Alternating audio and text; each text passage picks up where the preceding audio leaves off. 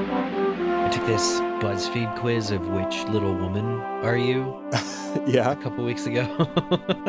What Little Women are you, Eric? Well, I think it was. I think the only answers were hybrid ones, and it was like Beth and Meg. Oh yeah. I think, which is not what I would have guessed. That was very shocking to me, but I guess my empathy and desire to be married won out. I'm looking at this now.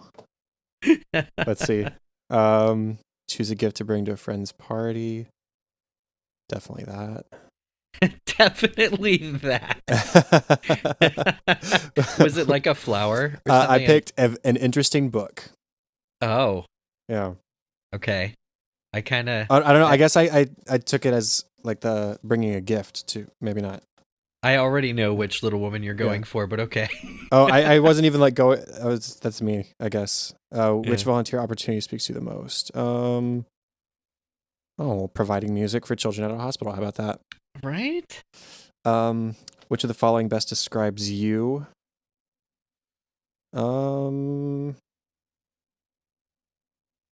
Let's see. I don't know. That's a trickier one. Let's say loyal, compassionate, and hardworking. Which of the following would help make your sour mood better?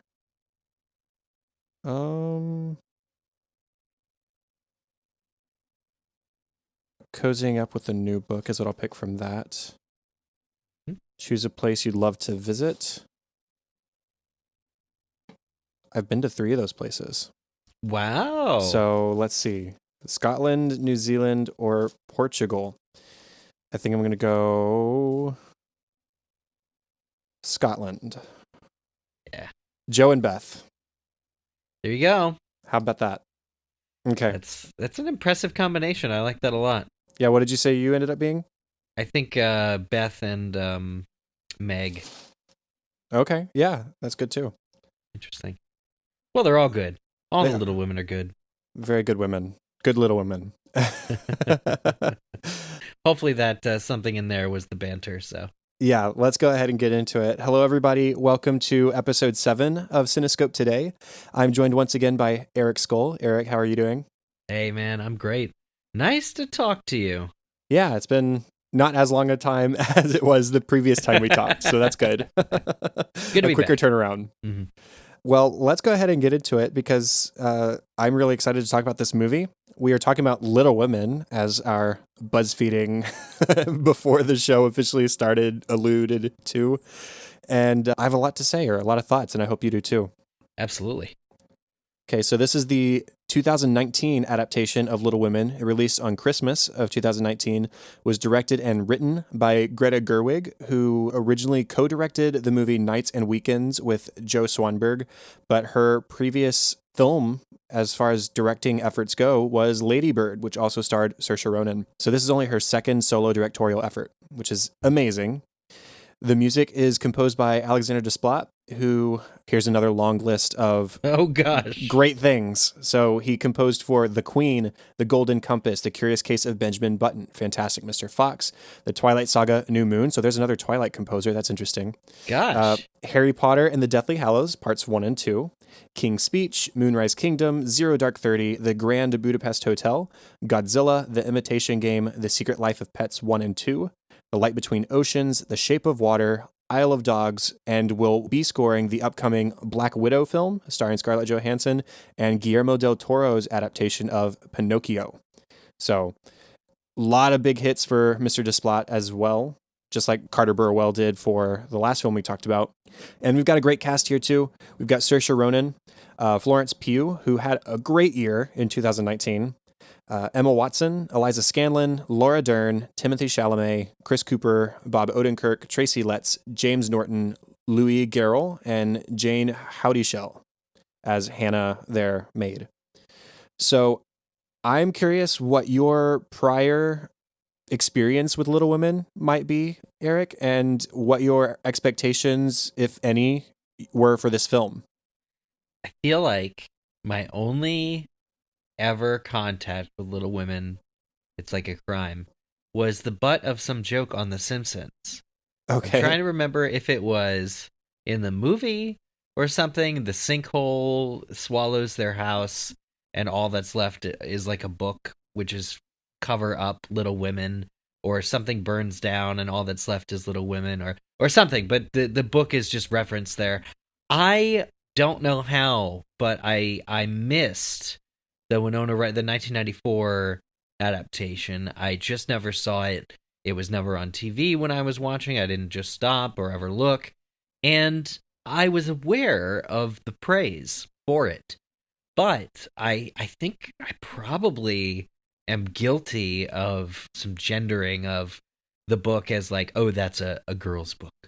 Or oh, that's it's a women's story. I definitely I'm open to reading about the experiences of women, but when hard pressed, I don't make the time. I haven't made the time to check it out. And it wasn't until my dear friend Tree took me on opening day to see this Greta Gerwig film adaptation that I understood and saw, and I was happy to go. It wasn't against my will, but I finally was able to experience what I think is probably a pretty good adaptation of the original source material, and my eyes were opened, and I genuinely loved it.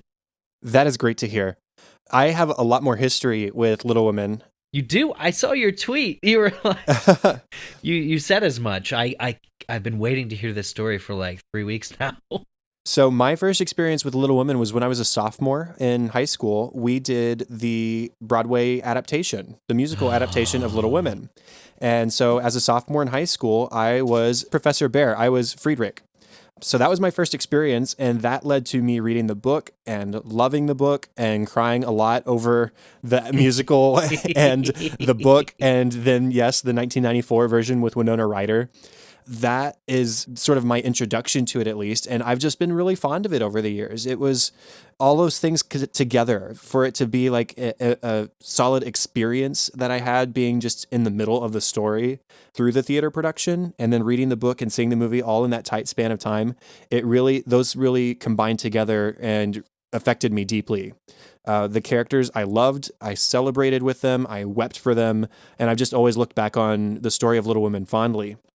So the promise of this new adaptation that had such an all-star cast, it's coming from a celebrated writer-director in Gerwig. It's set firmly in the proper time period, unlike there was an adaptation that came out in 2018 as well, actually, that starred Leah Thompson as Marmee, but it was set in the No, present day. our Leah Thompson. Yeah, Nobody else is our Leah Leah Thompson. Thompson, yes. Nobody else is Leah Thompson. Ours. Ours. She was Marmee, and it took place in present day, and I think it even had like Lucas Grabeel from High School Musical in it playing Laurie. So Gosh. I don't. I can't speak fairly of the quality of that film because I haven't seen it, but it just didn't appeal to me as much because it's not the proper Little Women. It's not 1800s post Civil War New England, And so having all those things proper in line really excited me. And when I went into the movie, I actually only saw it earlier this week. I saw it on Monday, actually. Oh. I went into it knowing that I was going to be crying for most of it. And I wasn't wrong. But where it did surprise me was how it was this refreshingly new and different take on the story. While, yes, from what I remember, at least, it has been a long time. It's very true to the book, to the original story that I was familiar with. There weren't any surprises in the way of story content that came to me. But overall, it was a fresh experience. It was really, really lovely. I knew what was going to happen. I knew how the relationships and the lives of these women were going to play out, but it didn't change the powerful presentation in both the abilities of the actors. Like I said, it's an all-star cast, and for a reason. These people pack some power.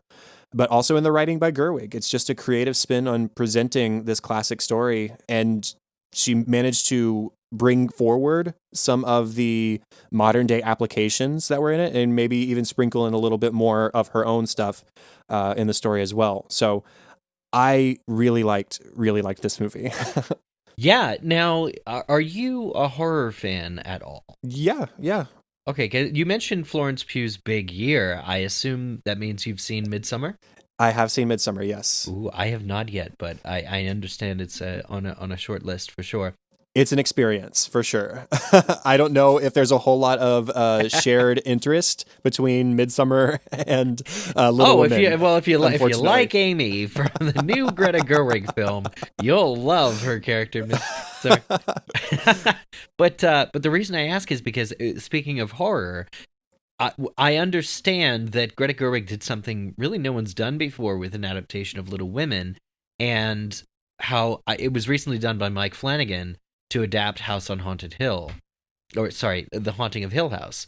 hmm And the Netflix Hill House series did kind of the same thing. Instead of a narrative going chronologically, they mixed up time periods for extra poignance. And hmm the film, Gerwig's film, jumps between time periods. And I was actually surprised to find out, after the fact, of course, that this is an entirely new way of telling the story.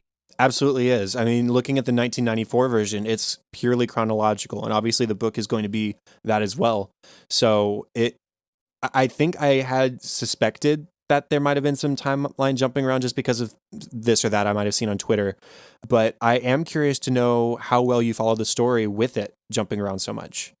I left at some point pretty early on to go to the bathroom, so I missed like 2 or 3 time jumps. So I think I missed the early stuff with Professor Bear, not all of it, but some of it. But when I came back, I think they were before they were in a scene. Then when I left, like 5 minutes earlier, which was in the future, so I was a little bit confused. But hmm Tree turned to me and she like told me what was going on. But I quickly realized, I quickly followed. I think fortunately, the setting and the timeline is so brilliantly, I think, constructed by not just the makeup, but the costumes hmm and the music. And I think you can kind of tell when they're all living together and they're younger, or when they're older and they're a little bit more jaded and kind of going on. So I honestly think, like, as far as physical de-aging going, they kind of did some good stuff with that, but for the most part, it was pretty clear by the strength of everything else that they were doing time jumps and that it was a non-linear portrayal. That's good to hear. I was just a little concerned. I loved it and I had no problem with it, but I was also very familiar with the story. So I didn't know how well it would have gone over to somebody who is new to the story. So I'm glad to know that you followed along pretty well. Yeah, I saw on Twitter that somebody had a problem with some of the later time jumps. So they like either felt like there were too many, or that it was by the end kind of a tired gimmick, or these weren't ways I felt. But I did read some criticism afterwards to that general point. However, I also gathered that Gerwig's film focused more on some of the other sisters, that previous adaptations had focused more on Jo specifically. I had heard that anyway. I don't know if you can weigh in on whether or not that's true, that the other sisters got a little bit more attention in this version. Um, I'm not sure. I mean, Joe is always, I think, the focal point of the story, but there isn't anything like super heavy on my mind that was introduced to I say overemphasize. I don't mean like too much, but Yeah, to yeah. bring out the other women. Mhm. I feel like, I mean, it's the same story I knew, and the same things happened to Amy and Beth and Meg that happened in the others. But, well, you know what? I think Meg was given a little bit more to do for sure Mm. in the way her relationship with John plays out in the quote present day Mm. scenes. So yeah, I guess it was given a little bit more attention to, in at least a couple regards, to women besides Joe. Yeah, yeah, for sure. And the interesting thing, I was also reading that Jo was the most closely autobiographical character, essentially, that the author who wrote Little Women saw herself in Jo, or that she was the avatar or partner to her real life self, because this book itself was largely inspired by her own life. Yeah, I think that's true as well. Now, before we get to talking into more specific things about the film, we do want to close off the spoiler free section. So I will say that I have a lot of fondness for the 1994 film that has Winona Ryder and Christian Bale and Claire Danes and Kirsten Dunst and Susan Sarandon. So a lot of big people in that movie as well. And I love it. But I think that this one will be remembered as the definitive adaptation in the future. So Wow. I think that, yes, absolutely, you should go see it. If you can still catch it in theaters, do it. Because one, we need more films featuring and made by women. And two, this one's better than most films made by men anyway. So you should definitely just go and see this movie. Yeah, and again, the costumes, man, they alone, I just was looking at the screen going, I can't believe how much these colors pop. And I didn't see it in like 3D D-Box IMAX or anything. It was a normal 2D screen, but I was blown away, man. The costumes are amazing. The music is amazing. I was so immediately taken in. And, you know, the strength of this movie is its acting, but and story to begin with, but my God, if the costumes and everything else aren't immediately right up there as well. The movie's been in theaters for nearly a month at this point, but thankfully the Oscars are coming up and it was very well deservedly nominated for several awards. So you will be able to see it on the big screen going up to Oscar season. So make sure you go see it while you can. And if you don't get around to seeing it in the theater, go buy it. Give this movie money because we want more like it. Yeah, it looks like it's currently made $111 million based off of budget of $40 million. So that's excellent. yeah. Okay, well, that's the end of the spoiler-free section. Let's talk about things a little bit more specifically. What specific story things? We already talked a little bit about the nonlinear storytelling, which I really liked because you see where characters are at today, quote today, 1868. And there's a moment that reveals something about a character or it pays off a character trait, and then boom, you get a flashback to the origins of that trait in the early 1860s during the war, or how that character became that way when they were a child. In a sense, and this is maybe not an appropriate comparison considering it's Little Women, and I'm about to compare it to Star Wars, but it's kind of like the concept of the machete order in Star Wars. Are you familiar with that? No. Okay, so the machete order concept for Star Wars is for people who've already seen the films. You start with A New Hope and Empire Strikes Back. And at the end of Empire Strikes Back, spoiler, I guess, if you haven't seen it, you find out Darth Vader is Luke's father. So you flash back to the prequel trilogy where you see how Vader became Vader. And then you go back to Episode 6, Return of the Jedi, and you rejoin Luke and Leia and Han back in the present to finish the end of that particular story. So in a sense, this is sort of accomplishing the same thing. We're in 1868. We see Jo being a teacher in New York City. She's already lived her childhood up to this point.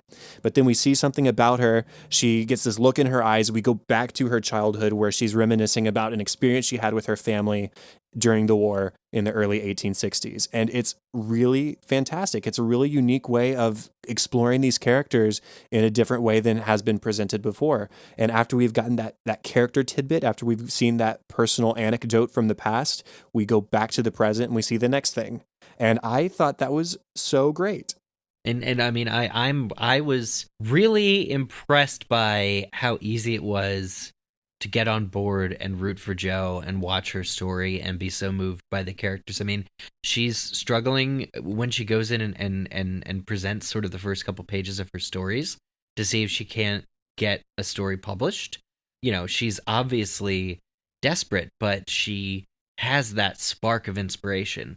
And I think we can all identify with Jo as a main character. I think it's extremely easy to. And as the story goes on, as you learn more about her sisters, you really do find that all four are represented quite well in that they're different people. They're each their own person. They're each their own women. They each have their own goals. They're raised by primarily their mother. You know, another woman who is well written, is well rounded. You understand she has her own past, and she's trying to raise them up right. And even the notion that they're called Little Women because it was a mark of affection for their father who is off at war really just sells that you're along with these women during their times of hardship for the ride, but there's joy and there's sorrow, and it kind of goes hand in hand. It just feels like a life well lived. So much of this story feels like things that have happened to you, despite whether or not you've even had similar experiences. It just feels like a real story of a real lived life. That scene you mentioned at the publishing house at the very start of the film was the first one to make me tear up a little bit. Which part? Where Joe is so excited to have sold her story, Mhm. but you have to think, okay, she is excited because she sold her story to a man who is wanting to cut out most of it, who's wanting to cut out and change things, dictating to her how he wants the next stories to go. She's not publishing her name on it. So there's all these reasons to not be excited about this. But her story is being published, and that is the ultimate takeaway for her, and so it's a victory for her despite all these other things. And so that's what made me tear up, is that she's making these compromises for her work, but it's putting money on the table. It makes her a published writer officially, and so it's a win for her. And over the course of the film, we learn, or she learns, how to negotiate and how she eventually has to put her foot down and stand up for herself and for her vision and for what she wants to accomplish and the writer she wants to be. These are not lessons for women. These are not, they're women's stories, but these are lessons for all of humanity. Mm-hmm. These are lessons for people to be happy, to see victories in the small places, to always yearn for more, and to always be improving. And I see nothing but great things in each of these women, how they live, what they want. You know, you gotta shoot your shot. You gotta put yourself and your wants and desires first, because life is too short otherwise. Poor Beth, dear Beth, she Mm-hmm. had a lot going for her, but she won't be able to keep going. And it could happen to any of us. I agree that there is a certain universalness to all these characters where you and I, as white men, can take away and extrapolate things from these characters. But it's also so important that they are women because of the struggles they were facing purely because of their gender. Oh, yeah. Joe selling that story is her saying to Aunt March, I made money for myself despite not marrying rich. And that's a huge thing because that was in a way unheard of for women at that time. It is so shocking always to hear this truth of history. This fact that that was your real prospect if you were born female. It was, in education was discouraged. Being financially independent was like, well, where's your husband? And I really enjoy seeing the Meryl Streep character of she's the aunt, is it? Mm-hmm. Aunt Yeah. March. Yes, be so critical of each of the little women for their desire, for having their own wills, particularly Joe, but also Amy at times. And, you know, there's a woman who has really bought, I think, the narrative of the day, and to see everyone kind of push back against that. Mm-hmm. Or when they need Anne March for learnedness, when Amy needs to travel to see the world, to get her education that way. It's really quite interesting to watch what they have to go through. And again, it feels like real life. Sometimes you have to cozy up to people that are less than savory, or you have to get together with people who don't share your same beliefs or won't even support your ambitions. And especially, there's a lot to be said about family as well. Going back to Joe, the way she rejects Lori, I think, is really indicative of her mindset too. Because looking at the two of them, they grew up thick and thin. They seem to be a perfect match. They're the perfect stubbornness for each other. They share similar dispositions and outlooks on life, and they are kindred spirits in a lot of ways. But she rejects him when he says, "I love you, Joe. I think we should be together." And I think that says, to think that they belong together and then to see her reject him is to realize that romance in general, seeking out a husband, is not something that was even remotely on Joe's mind, because if it had been, then maybe she would have said yes to Lori in the first place, and she wouldn't have regretted it later when she writes the letter saying, you know what, actually, I think we should be together, maybe reconsider, and I will reconsider. It's her seeking freedom from the need of marriage, which is why she then leaves to go to New York to pursue her own path. And when she does ultimately find a man to be with, it's not because she sought him out, and she doesn't marry him because of his money. He's a professor who is scraping by the same way that she is, and she marries him eventually because she realizes she truly loves him. It's the purest of reasons that she does find a husband despite her earlier claims to the contrary. And it's reflected in her work as well. She would previously reject the idea of forcing her female lead characters into marriage just to satisfy a reader, to sell copies. Mm. But in the end, those closing moments of the film, she tells Dashwood, you know what? Sure, I'll do that. I'll marry her off because I have found a man for myself, but it's not because of the reasons I thought were previously corrupt and the things I was trying to avoid. It's because I have experienced love now. And so, yes, I'm okay with putting my characters in love because I have seen the benefits that can reap. Absolutely. What do you have to say about Amy? I love Amy's talent, and I love that she will not settle for Laurie because, like, she has loved him, as she later tells him, for her whole life. But the fact that she won't accept his love when she sees it as misplaced love for Joe is a really, well, I think it's a crucial moment in the film. And I really admire her for standing up for herself in that way. Mm-hmm. Usually, somebody as rich as Laurie comes along and is like, I want to marry you. And it is someone you love, even.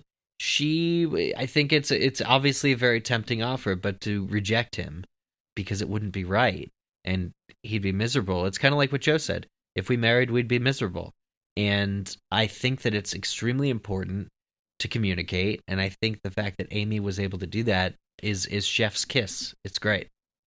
Amy was always the one who wanted to be separate from the shadow of Joe. She said she always knew that she was going to marry well because it sort of gets her out of that life where she did grow up poor and she was the youngest of 4 daughters.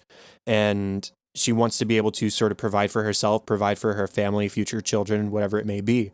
And what really struck me in this adaptation was when we see her overseas painting, she seems like if I saw her painting in front of me, I would say, wow, this is really great painting. This is a nice piece of work. This is good art.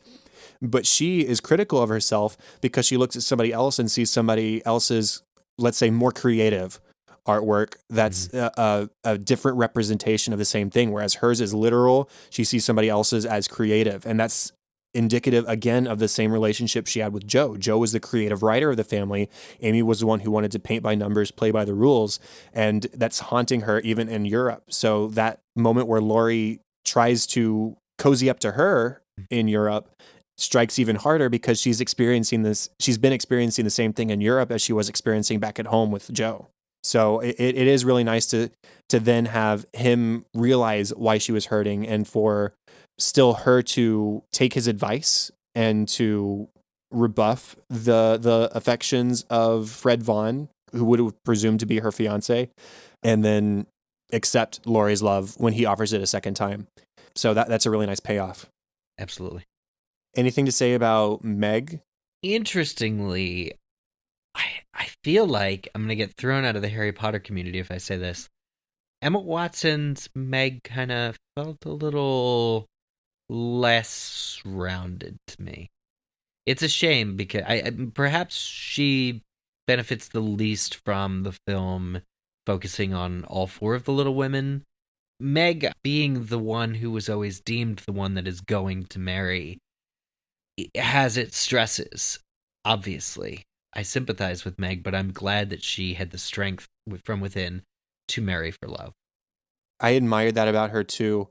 Being the older sibling, the eldest daughter, she does have that expectation to get married, to again provide for the family. But Laurie, of all people, is the one who says, you don't belong in this lifestyle. You don't need to put on an act for these people because that's not you. Yeah. And so John Brooke, the teacher, is the one who captures her attention. They fall in love. And that was something I really admired when we go back to the present day. And she buys this material for a dress. And she says, I shouldn't do this. But she falls victim to temptation and does buy it, feels awful afterward. There's that really heartbreaking scene at the kitchen table by candlelight where she expresses how unhappy she is at about being poor, and it hurts his feelings. It hurts John's feelings. But then later, they meet up again, and John says, "You know what? Go make that dress. You deserve to have something that makes you feel pretty and makes you feel like you have this extravagant lifestyle, even for just the time that you're wearing it." And she says, "You know what? I went and sold the material because I know that we needed the money." And so both of these characters at the same time made sacrifices for each other. And it's that same moment where they realize the point of marriage, which is to sacrifice for the love of one another. And I really liked that in particular. I don't remember that from previous adaptations. Oh, that's really good then. Mm-hmm. Yeah. Now Beth is it's such a heartbreaking story. I mean, she's a kind soul. She's unfairly wise and old for her age due to her constant frailty and illness. And the fact that she even dies is a result of contracting scarlet fever from a trip to visit a family that's so poor that they can't feed themselves. It's like, I don't know, going on a mission trip and contracting a disease. And while you were out doing this selfless act, trying to help others and do things for others, it ends up being your downfall. And so that's really, really sad. But I just love the message. And when their mother asks them if they would donate their meal to the less fortunate, these are the good morals that they're being raised with. And it does matter. It matters so much. And watching Beth's relationship as well with Mr. Lawrence develop, and he's this lonely old guy. I didn't know Chris Cooper could have kind eyes. Oh, as yeah. As an this actor. is one of my favorite Chris Cooper performances. I've never seen him with kind eyes. Usually he's like killing somebody or something. And his Mr. Lawrence broke my darn heart.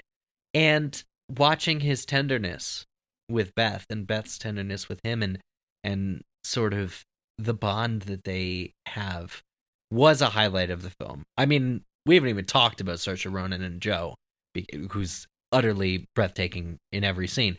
But the moment between Mr. Lawrence and Beth, the moments between Mr. Lawrence and Beth, and after Beth has passed, Mr. Lawrence, again, kind of feeling as though he might have lost something resembling an anchor, is very emotionally taxing. That scene where he's standing outside of the house saying, "Joe, I couldn't bring myself to go in knowing that it's going to feel different without her there." It's really sad, but it's really touching because he saw Beth as like this shadow of his daughter who he had also lost. And so the fact that he reached out to her, allowed her into his home to play the piano, which gave him comfort, but it also gave her comfort. It extended a welcoming heart to her because she was otherwise cooped up in her place. And so it's this mutually beneficial relationship between those two characters. It was really, really special. And, Beth herself, like I said, she's unfairly wise and old for her age. She tells Joe as she's laying there dying, it's like the tide going out. It goes out slowly, but it can't be stopped. And she's the one who insists to Joe that you are a writer. You have been a writer for longer than I've ever, forever. You've been a writer. And this is after Joe had suffered the blow of having Professor Bear tell her, "I don't think this is good. I don't think this is you. This isn't the potential. This isn't you living up to your potential as a writer." And that stings. And so she quits writing for a while. This person who'd been writing all night, every night for most of her life is suddenly unable to put a pencil to paper because she has such self-doubt. But it's Beth, as she lays there dying, telling her, "Joe, you are a writer, and this is what I know to be true. I know that I'm dying, and I know that you're a writer." And that's so heartbreaking, but it's also so encouraging to have these sister characters encouraging each other like that. Agreed. Now, I'm curious on your thoughts on Marmee. I mean, obviously everybody loves Laura Dern, but this is slightly a different version of Marmee than we've seen before. In what way? Well, for me, this adaptation humanizes her a little bit. Oh. It has been a long time since I've read the book or I've seen the other film, but Marmee was just the steadfast mother figure in my mind. And she is in this film, but it was almost to the point of like she's purely there to comfort Joe or to comfort Amy or Beth or whatever. But in this version, we see the cracks. that have come from her having to weather the burden of being a single parent in the absence of her husband Mm. during a war. There's the scene where she is working, giving out things to those in need. And the man comes and says, I lost both my sons in the war. And she takes off her scarf discreetly and puts it in the blanket that she's handing out, Yep. almost like a romantic gesture. Like, well, maybe, call me up because I'm lonely too. But then right after that, she gets the telegram about her own husband's injury and she flocks off to attend to him. So she is human. She's capable of human loneliness and she's capable of human temptations. And we see that too when later in the film she admits to Joe that she's been angry every day of her life for a long time and she doesn't come by patience naturally. She, yes, loves her husband. When they're together, you can tell how much affection is between the two of them. And she loves the daughters that the two of them share. She puts on a brave face though, because when he's off to war, she's angry that he's not there to help. And that's not something he can help because what he's doing is a good. He is doing what he sees as best for his family and ultimately for his nation, but it's leaving her alone. And so I really like that humanizing element of Marmee in this film. Me as well, for the exact same reasons. And really, Joe, you know how much I feel about parents having heart-to-hearts with their kids. I feel like that's a through line in many of the movies we've discussed, which tend to be the movies that I've favored. And really, Joe realizing how human her mother is when her mother says that line, "I've been angry every day," is, I think, not just a teachable moment, but something that Joe can strive towards. And as a parent, Marmee in this version is always setting the example. And I think it's not even just by being so stoic or being so perfect, but by being so flawed and still moving forward, I think is really, she's a great role model for everybody. And having to weather the same storm because she's in the family, and even a greater storm in losing a child, not just losing a sibling, but no parent should have their child predecease them. Her struggle is so great, and she is, even though not technically one of the little women of the March girls, she's a little woman. She's a character in this story who is fully fleshed out, who you root for, who you see fall, who you see get back up again. Oh, that scene after Beth has died, Joe comes downstairs and it mimics that memory that we saw where Joe woke up and came downstairs to find Beth healed. And we know that that's not the case this time. Yep. And she just sees Marmee sitting there alone at the table and they break down and hold each other. That is such a powerful moment and such a powerful scene where mother and daughter are trying to console each other in the loss of such an important person. Do you have anything to say about Laurie? Because admittedly, I don't know if I have a lot to say about Laurie. Timothée Chalamet is great, but I'm just curious to know what you have to say. Yeah, this was the first role I believe I've seen Timothée Chalamet in. I haven't. Same here. I mean, I get it. I get the internet's I get the internet's obsession with him. He's charming. He's got. It's just, he's a character who has his flaws and is as privileged of a character that we can really expect to see in this kind of an environment. But you do feel his struggles in a slightly different way as well. I think it was perfectly cast as a character, having him, I guess, figure out his own, what he wants, who he wants, what he wants to do, make himself useful. He's held to a different standard in society, but there are still expectations and there are still rules for him in the way that there are rules for women. And it's interesting because this version, I think, highlights just how he too is struggling within the confines of society. I think that's an important thing to point out for sure. He is not, by nature of being a man, free from the expectations put upon him. So in that way, he is a kindred spirit with these women. And what I do like about him is that he sort of ends up being the person that each of the little women, each of the March sisters needs. He is the friend for Joe as they're growing up. He is the one who introduces or puts the bond between Beth and his uncle, Mr. Lawrence. He is the one who convinces Meg, this lifestyle isn't for you. You should marry for love. Mm. And in a twist, I think Amy ends up being the sister that he needs. Yeah. So, yes, he staves her off from Fred Vaughn in Europe, but in releasing her from Fred, he opens up the possibility of her being with him, in which she is, yes, marrying for money as she always said she would, Mm.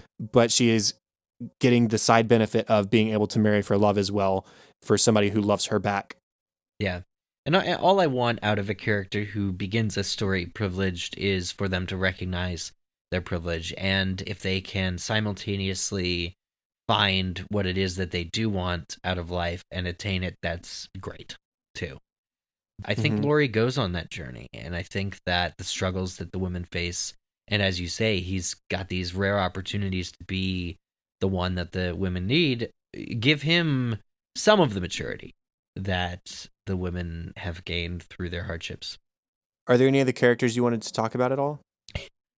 The father character, I will say I loved Bob Odenkirk.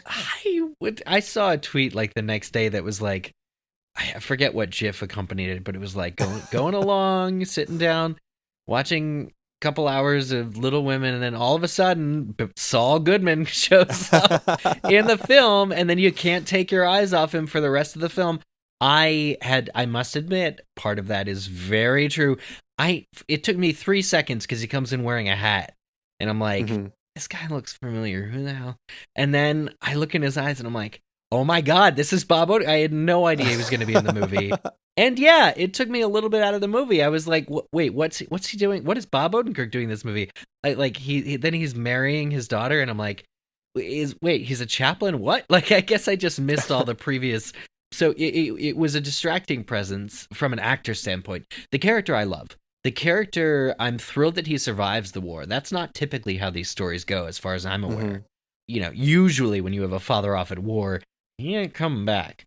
So I was pleased by the subversion of my own expectations. And to see that he really has, through his good nature, inspired these girls to become the most that they can be. And so, along with the mother, I'm thrilled that they have this solid foundation. Not everybody has that. And as a character, I don't know what he does after he comes back from the war that is wholly, revelatory. I'm certainly glad he's back, but I was expecting kind of another character beat there, as in, we didn't kill this character off so that he can da-da-da-da-da. But he, at least consoles his wife when Beth dies. That's obviously very tragic, and it's a good thing. But there was nothing more that the story had to do with him following his return. And so I found myself, especially with the time jumps in the Gerwig adaptation, asking myself, wait, what does the dad do? Like, what's he doing for money? Like, what exactly is going on here? And so I had a couple of questions, but had I read the source material or seen another adaptation, I'm sure I wouldn't have. Well, honestly, I don't remember the father sticking around much after the Christmas where he does make it home after his injury. Mm. So we see Bob Odenkirk more in this film than we do Father March in the other ones, at least to my memory. Mm. That said, I actually kind of admire that even when he comes home, the focus doesn't suddenly shift away from Marmee and to him. We do see him being there for the family now in various family capacities, at the funeral, at dinner, that kind of thing. When Professor Bear visits, I guess we should talk about him too. Well, I assume you saved the second best for second last. Actually, I didn't mean to, but anyways, I like that we're still more focused on the women of the story, because ultimately I think it is their story. I think it is their story, plain and simple. So Absolutely. yes, maybe I would have liked a little bit more with him upon his return, but I also admired that he didn't all of a sudden become the focal point just because he did survive. You know what? That's a completely fair point to make. Okay, Professor Bear. I think he's our last character to talk about. Professor Bear, the question I have to ask you, as someone who knows the character like the back of your hand. Actually, when I ask two questions, One, does he have a Mhm. song in the musical? He does. Oh, he does. Does Yeah. he have more than one song, or what's kind of the deal there? He's got a solo called How I Am, in which he is responding to a letter that Joe has written him after she's returned home to Concord. Mm. And he doesn't know how to respond. He doesn't know how to share his feelings now that she's gone. So that's his solo song. And then they have a duet at the end of the film, or at the end of the musical, as they decide to stand under the umbrella together. Ah, yes, the famous Yes. Under the Umbrella. The song thusly called A Small Umbrella in the Rain. Oh, I love it. My next question is it sexist when he tells Joe that her work is no good? I don't think so. I think this is a guy who has been around Joe in seeing her as a teacher, and I mean they're living together, not together, but they're in the same place, and so they're socializing with each other and they're getting to know one another. And so I think it's fair to say that he knows Joe pretty well and to know her heart pretty well to a certain extent. And for him to then read her stories, which it even says in the film are filled with gore and violence and Mm. adventure and things that are so sort of not antithetical to Joe, but it just doesn't seem like her. You'd think that somebody like Joe would write about truth and about, I don't know, deeper things than slashing somebody with a sword. Mm. And so when he reads that, him telling her, I don't like this, is just him, as he says, being honest. And I think that in his mind, he thinks that's exactly what Joe is asking for. And maybe being a German immigrant, he doesn't understand how, at least initially, how it hurts her. Mm-hmm. Yeah, I mean, it hurts her so much she moves back home. Well, that's what he suspects, I think. Yeah. So I definitely think it had an impact. I love his portrayal in the film. I like his character, and I was especially pleased that he comes to visit. That's such a joyful scene. You know, there's a bit of a lull. I think it's following Beth's death, and having him come to visit is a wonderful thing. Mm-hmm. I will admit that something that I was missing from this adaptation that was present in the 94 film was when Joe writes her book, she actually sends a manuscript to Friedrich in New York. And so when he comes to visit, he is delivering the manuscript again and has this moment where he tells her that it's the purest, most honest, most personal writing he's ever written, and is just hugely complimentary of her work. Oh, And so I was missing that, and I really enjoyed that. But I also, I mean, we got the contrary scene in this one where he just comes and visits to basically ask her for a reason to stay. Yeah. And to make amends, I suppose, since he probably does think that she left because of the words he said about her writing, when it was ultimately deeper than that.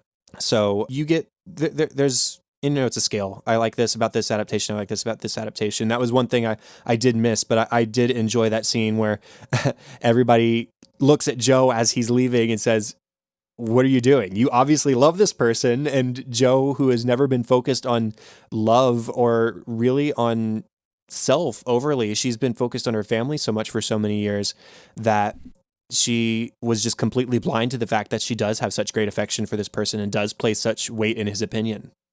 It's really the scene from Love Actually where the woman realizes that she's in love with the prime minister and has to go back. Her whole family's there encouraging, you know, her to chase after it. I think there's a very Love Actually moment for this film. Well, did you want to say anything else about Joe before we moved on? Not particularly, no. What do you have to say about Alexander Desplat's score? Superb. It's Yeah. it's one of my favorite Desplat scores, and as you said at the top of the show, he's certainly got an impressive body of work.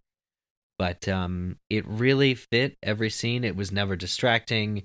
It was never too much. I think I recall quite a use of soft piano music. Piano and a lot of strings. Yeah, and there was far more piano than I was expecting, and it worked everywhere it was. I was just so taken with it, and it obviously helped with the immersion. Yeah, as is usually the case for these Today episodes of Cinescope, I don't have like an excessive amount to say about the score as I might for some other films, but it is beautiful. I've been listening to it a lot the past couple of days at work, and I like that.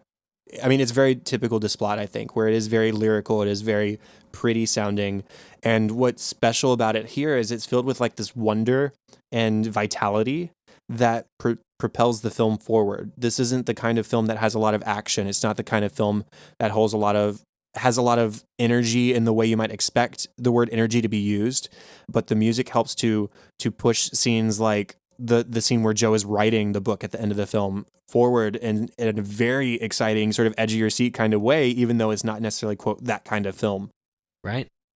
So the music's great. Definitely check it out. It's nominated for the Academy Awards, so you should go listen. Yeah. Now, in the course of our discussion, we've already talked about some takeaways and some of the greater themes, namely like women's place in society, which I think might even be more correctly stated as, quote, the expectations that society places upon women. There you go. Things like you're not expected to work because you have to take care of the kids. So if you want your kids to have a comfortable life, you have to marry into money. That kind of expectation that Joe is fighting so hard against, and even Meg ends up fighting against. Or if you want to get your own money separate of a rich woman, you better expect to become a famous actress or something, because there's no way that you'll get it on your own because the opportunities are too few. So I love how each of these characters sort of fights against that in their own way. Even Amy is in Europe seeking to better herself as an artist and to find more creative outlets for herself. And yes, she's pursuing Fred Vaughn and eventually Laurie, but the trip to Europe with Aunt March is more of a self-exploration than anything else. I would agree. Any other big takeaways for you?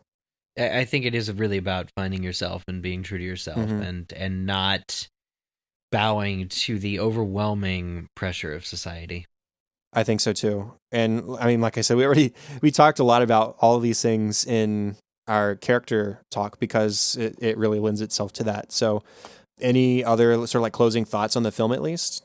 I'm thrilled by all of the performances. I was really taken by where the camera chose to focus, and I just think that it really brought this story into an age, not and by being specifically not a modern adaptation, but by being a modern adaptation of this story, it has, I think, the pleasure of being the one that is most going to be watched by this generation of moviegoers. And I think that is right. I'm grateful that this film seems to have done as well at adapting as the 1994 film did before it, and while, I guess, freshening things up a little bit. So I'm just, and I hope it does win at the Academy Awards. I'd like to see that further convey the prestige and further get people, at the very least, the fact that it's been nominated for the Academy Awards mean that more men somewhere out there will probably watch it on their annual got to watch the Oscar films movies rewatch list. So for that, I am truly grateful. A quick thing that's not necessarily related to closing thoughts, but it's something I remembered while we were talking, is I read something not too long ago where Steven Spielberg actually, he directed Lincoln back in 2012, which is actually one of my favorite Spielberg films. And that takes place in the 1860s, just like this film does. And so he actually got with Greta Gerwig and said, look, here's my notes on the costuming of this time period, of the set design, of the lighting that would have been present at this time. And he shared a lot of his resources in researching how to film Lincoln with Gerwig so that she could do the same, or at least continue his work in the same way on Little Women. So I thought that was just a fun tidbit to share. Directors passing the torch. And for somebody like Spielberg, who is like the king of blockbuster cinema and cinema in a lot of ways since the 70s, to pass it on to Gerwig, who is young, she's a woman, she's newish to the scene as far as directing goes. It says a lot about Spielberg, I think, for him to be so open in helping Gerwig to be authentic, I think. I think that filmmakers, especially ones as prestigious with the number of resources that Spielberg has, one such as Spielberg has, it's important that they share, and it's important that they collaborate. And that's what I want to see more of in the future. That these aren't individual films made by individual people, that the people consuming these films, the audience, is a mass, is a general people. And I really want to see the people making these films kind of get together more in this way. And as for my final thoughts, I love this movie. I love this story to begin with. I was always, unless this was just a bad adaptation, I was always going to enjoy this movie. So I'm just glad that it was a great adaptation. It was better than I could have hoped for. And I will probably, I think, try and catch it before it leaves theaters again. Honestly, I enjoyed it that much. And so I am eager to check off one of my A-list tickets from AMC and use it for this film again. I would and will see this film again. If not in theaters, I'll probably own it. I will definitely own it as well. This will probably be another day one purchase. There you go. Well, that's it for Cinescope Today, episode 7, everybody. Thank you all for tuning in. We hope you enjoyed the movie, but also our discussion over the movie. Contact for the show, facebook.com/Cinescope podcast. @Cinescope pod on Twitter is the best place to follow and to chat. Please consider going over to Apple Podcasts, give us a rating and review, hit that subscribe button for exposure. If you have feedback or ideas, you can email thecinescopepodcast@gmail.com. Now, Eric, where can we find you online? I'm primarily on Twitter at Spielerman, SPIELERMAN, on Twitter, and that is where you can find me. I mostly retweet other people's smart takes on film, but I'm always thrilled when I get asked to discuss film and stuff with my good buddy Chad. Me too. I'm always glad to have you back, and I can't wait until we get you back again already. Yeah, it's always a good time. Now, the best place to find me is on Twitter also. That is Chadadada, CHADADADA. And there's my other podcast that talks about every single episode of The Office. It is titled An American Workplace. It is now completed, so the full archive can be found where podcasts can be found and at workplacepodcast.com. And show notes and contact information for this show can be found at thecinescopepodcast.com. Thank you, everybody, once again for listening. Have fun and celebrate movies.